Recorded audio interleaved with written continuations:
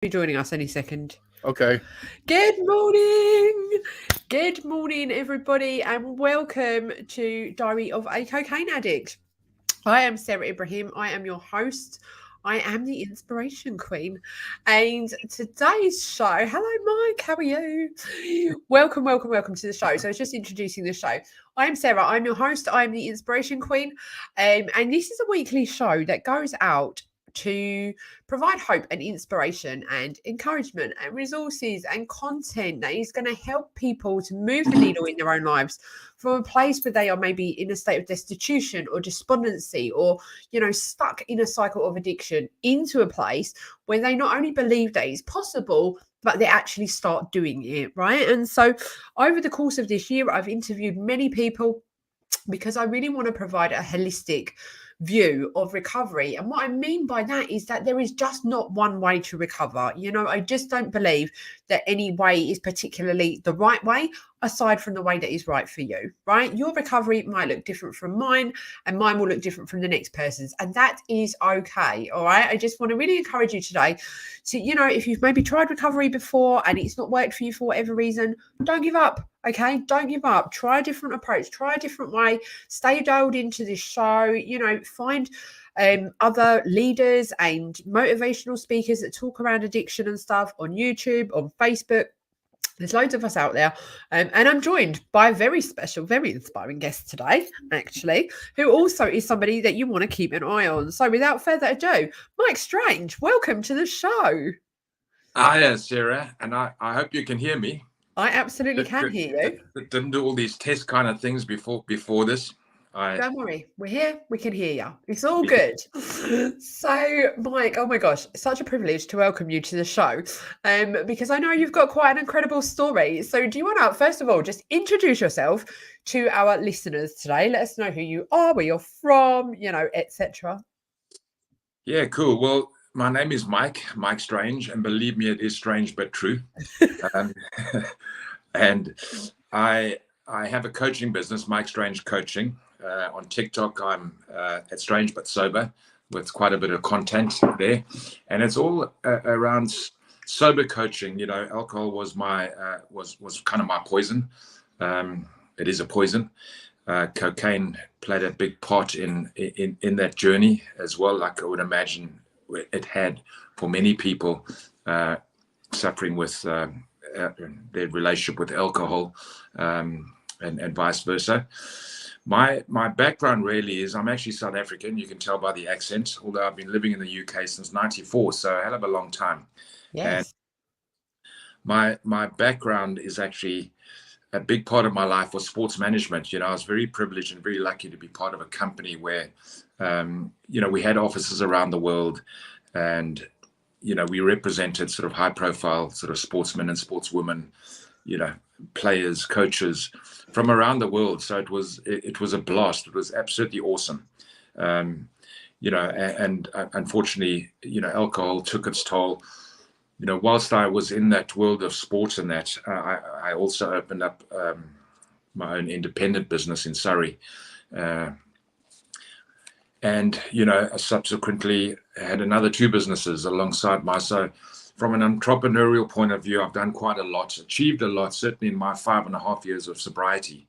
But, alcohol took its toll. It's a progressive illness. It was absolutely awful. It stole so much from me, from the potential where I possibly could have been, at the time. So, I found myself in rehab after a lot of searching, curious, trying different things like a lot of us have. And I found myself in rehab just over 5.5 years ago, which was probably the best thing that ever happened to me. And what I did do in rehab, I listened, I learned, I came out of there, and I've worked very hard in the last 5.5 years in my sobriety. And amazing things have happened, and there's no surprises in sobriety. My businesses, my coaching business, are all going well, and life is good. It can happen, and things do get better. Yeah. And so I'm pretty passionate about, as you hopefully can possibly hear, I'm pretty passionate about now and what is my next journey. My big part of my journey is really helping others, helping other people who are struggling. Yeah. I know that pain. I was there. That it's just deep. It's dark. It's absolutely freaking awful. Yeah. So, but there is hope, and for me, it's just sharing that hope and helping others just to get through the other side. It does get better. These things do pass, and it's not all a bed of roses, but and I'm a real one for positive thinking. That projecting the whole positiveness. Because we can get fixated on the causes and the issues and things like that. So hopefully without boring you, that's a little intro onto where I'm at, really. No, Mike, there was so much in there that made me want to say something. So I've almost bit my tongue clean off, actually, not interrupting you. So I hope you appreciate that. So let's start with the fact that you just kind of dropped in there very casually that you were, performing at a very high level in terms of your career, just be supporting world-class rugby players and coaches. I mean, this is not a small feat, is it? Tell us more about that. I know in the website and that are going to change, a big part of it was rugby, but we evolved as a business. We grew that business, two of us, to become quite a big international business where we were very big in football and cricket and rugby. We evolved the business, we sold it, and we stayed within the company and the group. We got listed on the AIM Stock Exchange, and then we supplied other businesses. So we were very big in events and sponsorship, and we used to run the Professional Cricket Association's awards dinner every year, the Football Association awards dinners every year. We put on the supporters villages, the Rugby World Cups. We managed the British Lions tour for the last sort of four years that we're doing. So it was more about, and it was just being in that world of entertainment as sport. Rugby was where it started, and it continued, but there was a lot more to it than that. So very exciting and very, very high profile. And I was a high functioning alcoholic. I did it well. So that was my next question. How did alcohol fit into that? I mean, with you talking about events and so on, I mean, I'm assuming that, alcohol featured heavily at these events, as they often do, don't they, at these big high profile events. But, what was your journey? What was your relationship with alcohol at that time? What did that look like? How were you functioning in that environment? I think from my early days, I always was just a bit different. I did things large, go home. And that was very my drinking. I was just very good at what I did in a lot of things.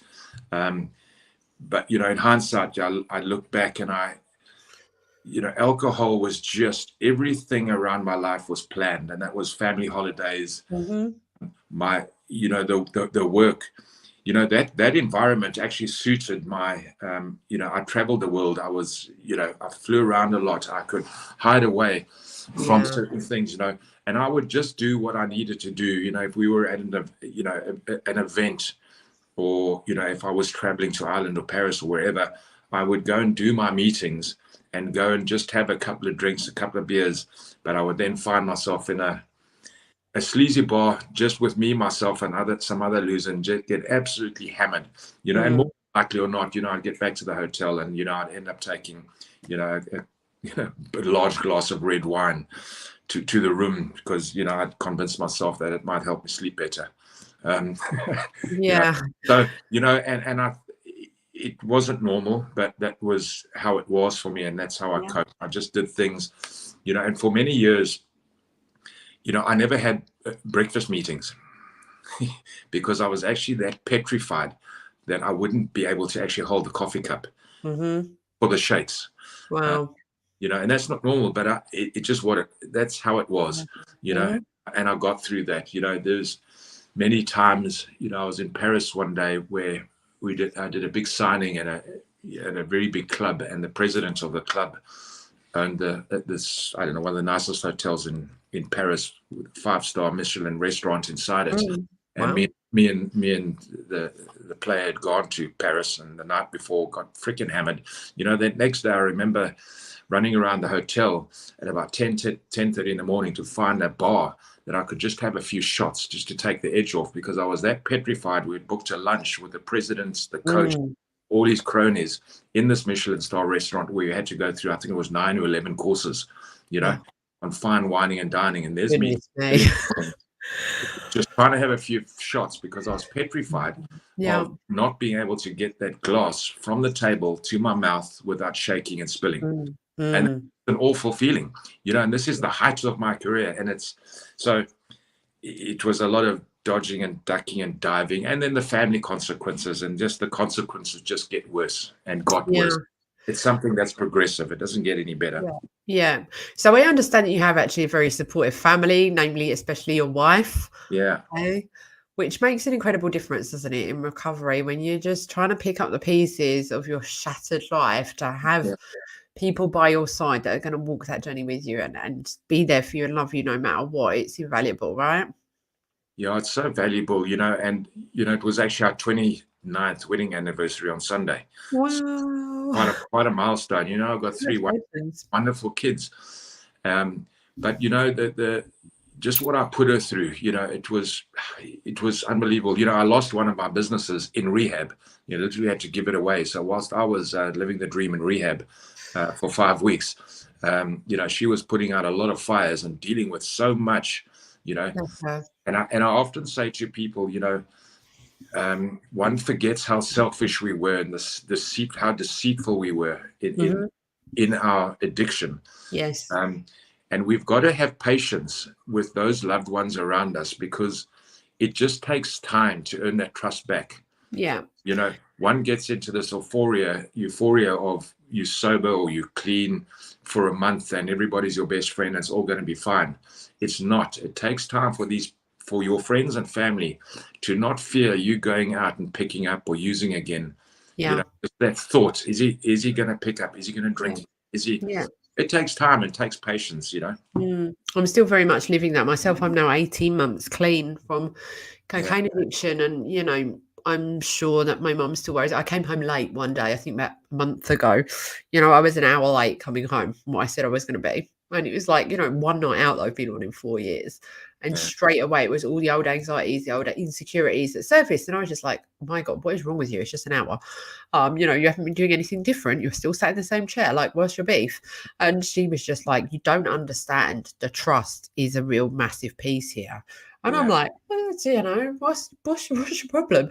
But now I can look at it and go, oh my goodness, of course it was going to trigger all of the like, well, is she even going to come home? Like, is she okay? Has she gone out on a massive bender? Like, of course it was going to trigger that. But I, in my little Sarah bubble, wasn't thinking about that. And so you're absolutely right that we need to be aware of this. But I want to ask you, Mike, because you spoke about, how much your wife has been through, especially, and, others in your life. How did you go about forgiving yourself for the person that you have been? One thing that really helped me, and I know this not for everybody, and like you, the coaching and the program, I think we got the same company, Recovery Coaching Academy. Yes. And CCAR, and which I love, because it's really about, there's many pathways to recovery. One shoe doesn't fit all. So in my coaching, it's about identifying with someone what will work best for you. What is the right pathway that will get you to where we need you to get to? Correct. The goal. For me at the particular time, when I was in rehab, I got introduced to, in those days, there wasn't Facebook. There were, I don't know if there was, but we weren't blessed with so much out there now. This alcohol-free movement is booming. But, so I got introduced to AA. So I embraced the AA at the beginning of my journey, and it was just wonderful for me. Those kind of 12 steps they talk about and things. And I listened. I had a temporary sponsor, and it gave me a wonderful platform to begin my sober journey, That's awesome. and the forgiving myself, I just had to accept. I had to accept what had happened. I had to sort of kind of ask for and just apologize in a roundabout way to just certain people that were important to me, and just acknowledge what I had done. Yeah. And, all I could do was just, apologize. But for me, it was just, I had to do a lot of work to build that trust back. And over time, I earned that trust back, and I kind of earned the apology, because hopefully the people around me can see, wow, that we're on a wonderful journey now. And they're a part of it, as well as they stood by me in that part of towards the end of that journey that I was on. And so on the back of that question, the next natural question to my mind is, how did you learn to trust yourself? Like, it's easy to see how we've broken the trust with other people, but how did you get to a point where you knew that you was going to be able to go out and not fall off the wagon, or, to be able to be unsupervised, shall we say, even by yourself? How did you get to that point? I think, it's, I did a TikTok about that the other day, actually. Okay. And it was, there's just a couple of key things. And this is stuff I worked on very hard. One, acceptance, the honesty and commitment, and there's a lot of fear around stuff as well. But I think that the acceptance is absolutely crucial. It just must be 5.5, or just over 5.5 years ago. I had a relapse. I did the rehab, and I came out of that, and I was a month sober, and I thought, this is amazing. I felt so good. And I went to Budapest for a weekend, and I shouldn't have done it. My temporary sponsor, but I get dental work done in Budapest. It's cheap, and I love Budapest. And I remember being there. It was a spring, and I thought, nobody's around, and I can just I'll have that 1 or 2 drinks.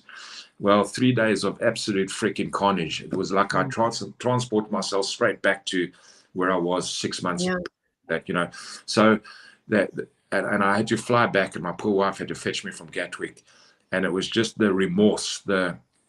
It was absolutely awful, and that next day I actually just went to an AA meeting, and I've never drunk since that day. And that was fine, because I just finally accepted, and that's when the work started, and I worked just very hard at just doing the right thing, doing small things, just doing stuff, the next right thing to keep me, just to keep me sober and enjoy life in sobriety. Thank you for sharing that, Mike. I think it's just so important to, I heard a quote the other day. Someone said, it doesn't matter how far you drive, the ditch is never any further away.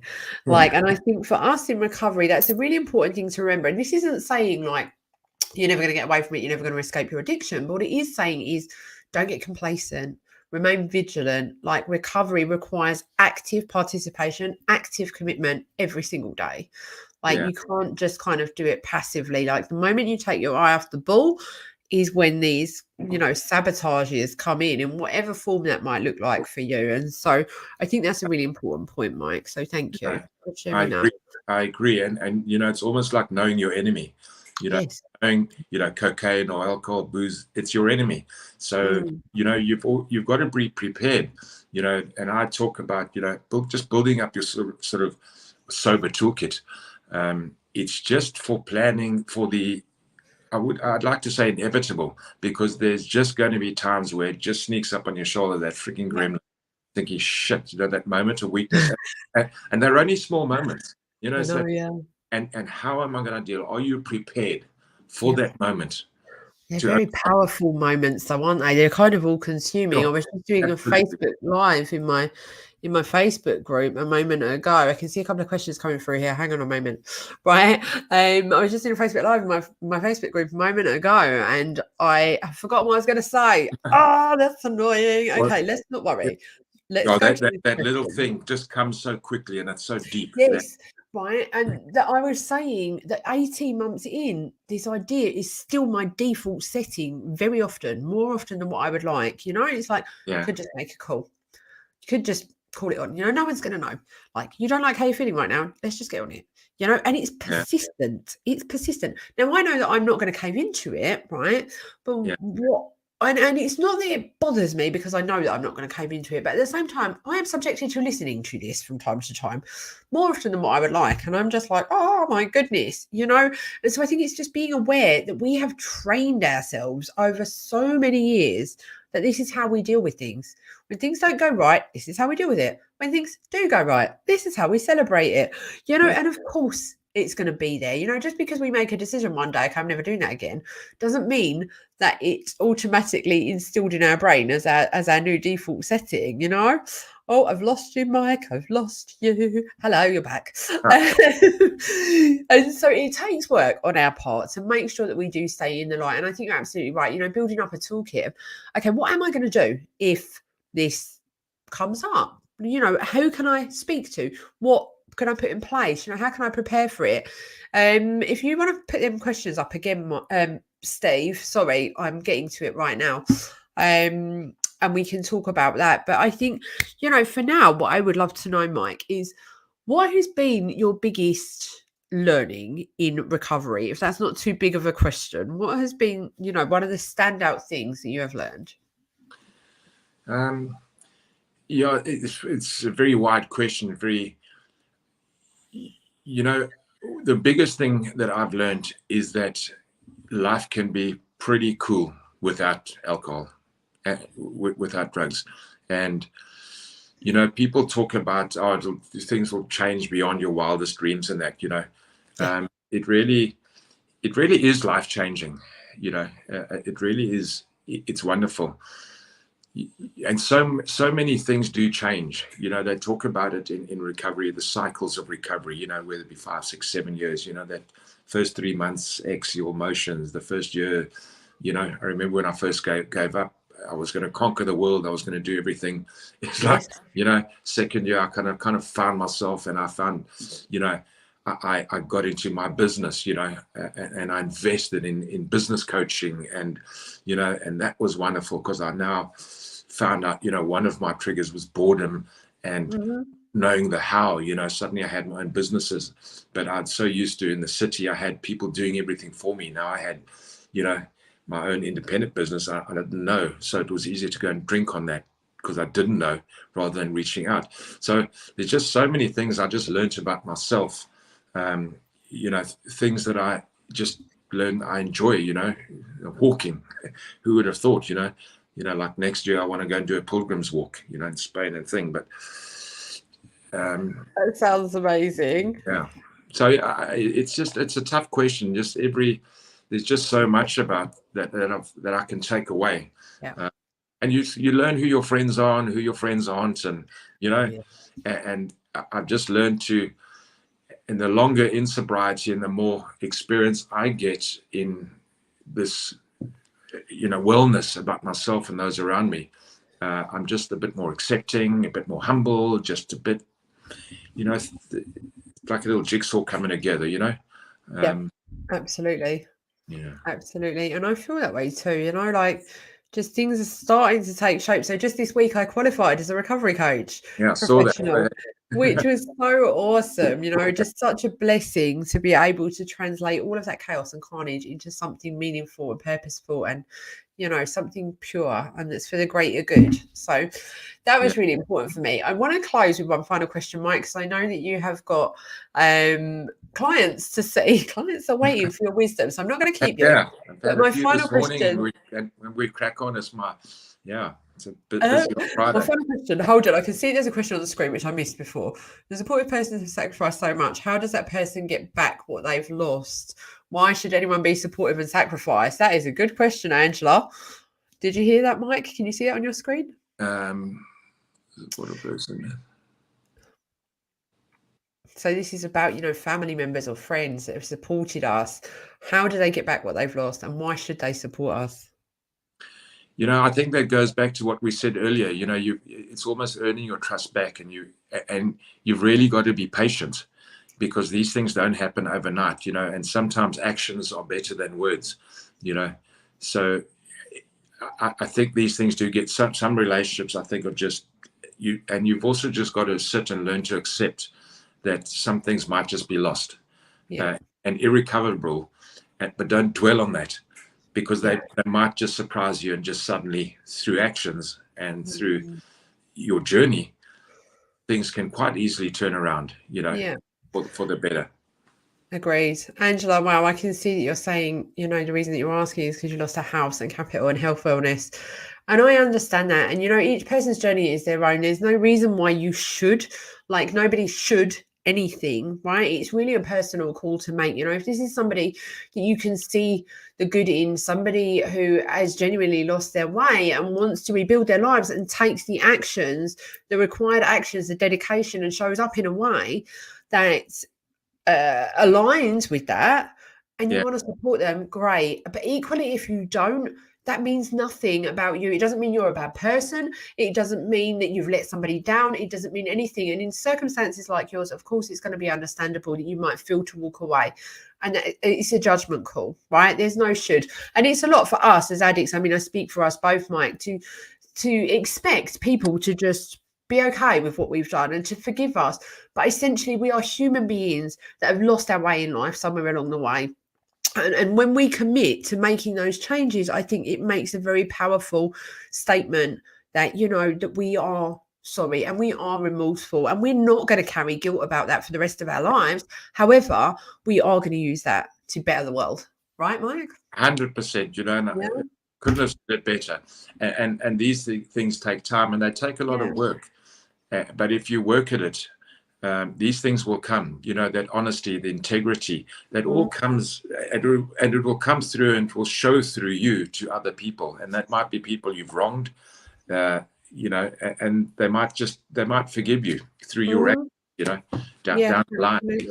But you've also, again, what's happened has happened, and someone said they lost a house and that, I lost a business, I've accepted that and I've moved on because greater things are ahead of me. And I really try and focus on, I fast forward, I say to some people in recovery, and this might help some people, is like, imagine you're in a movie and you're in control of the movie, and you've got your remote control, you can either fast forward, you can rewind, or you can pause, like, what if, and I pause, what if I just stay where I'm at today, with cocaine or alcohol or something? How's it going to look? Fast forward, how's it going to look like? Pretty awful. And then you can also rewind, when you're in those moments of shit, I want to pick up something, just rewind and how bad it was, you know what I mean? Or fast forward, life without addiction. How good is my life going to look like? Freaking hell, that's awesome.